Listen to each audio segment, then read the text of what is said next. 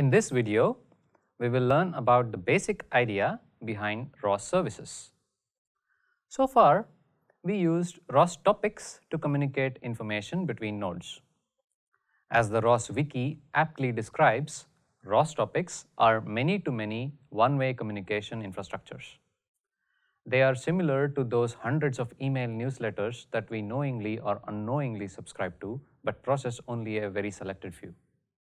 Basically, there is no application-level acknowledgement involved when exchanging information via topics.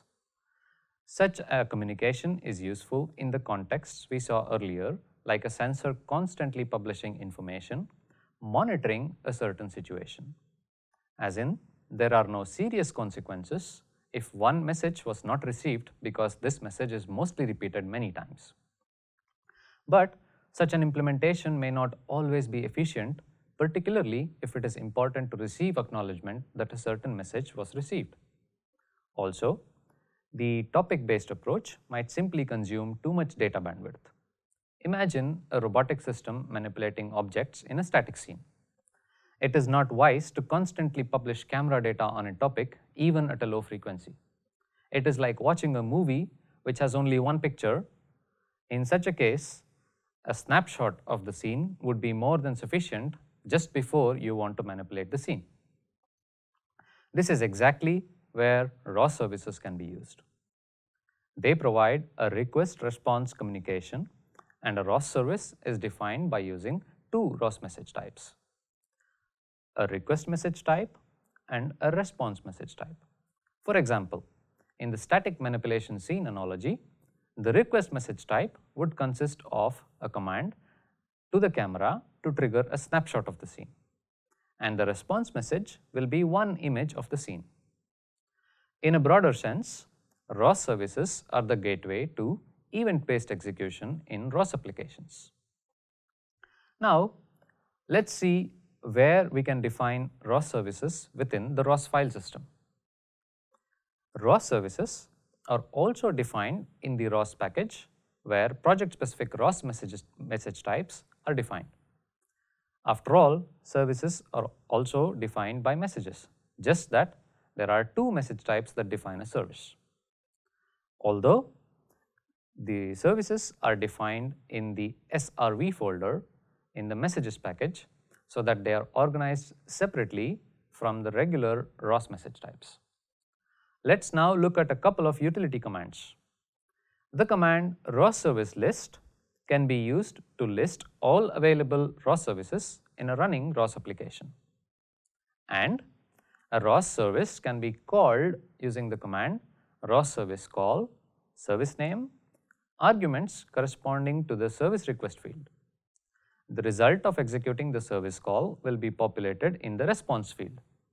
We will see these commands and some more in the code illustration that will follow in the next video. Before we do so, let's take a look at an example ROS service definition.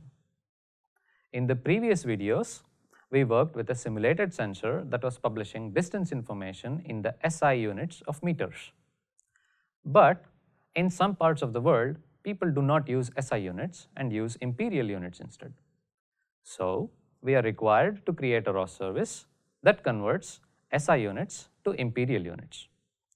Hence, our request message contains a measurement in SI units of meters, and our response message type should contain the same measurement but in imperial units of feet, including a Boolean flag to indicate the conversion was a success if a valid number was provided in the request message for conversion.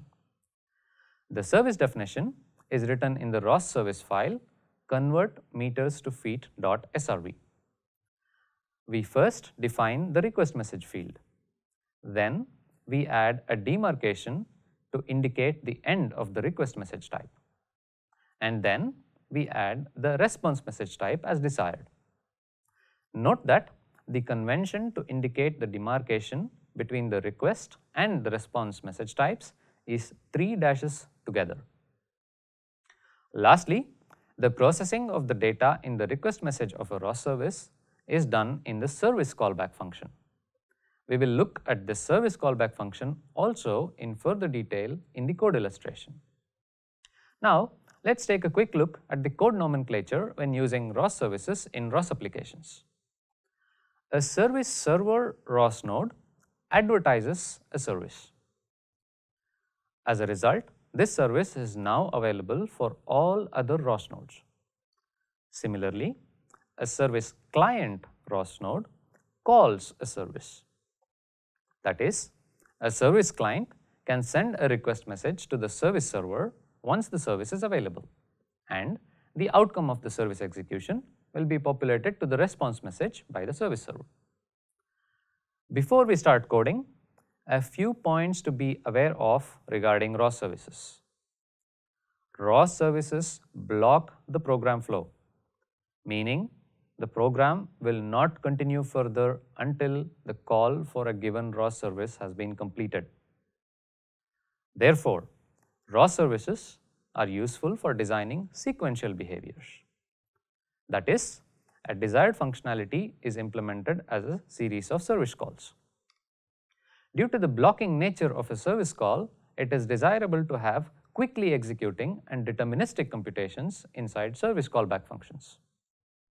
And lastly, there is no going back once we have entered into a service execution until it is complete.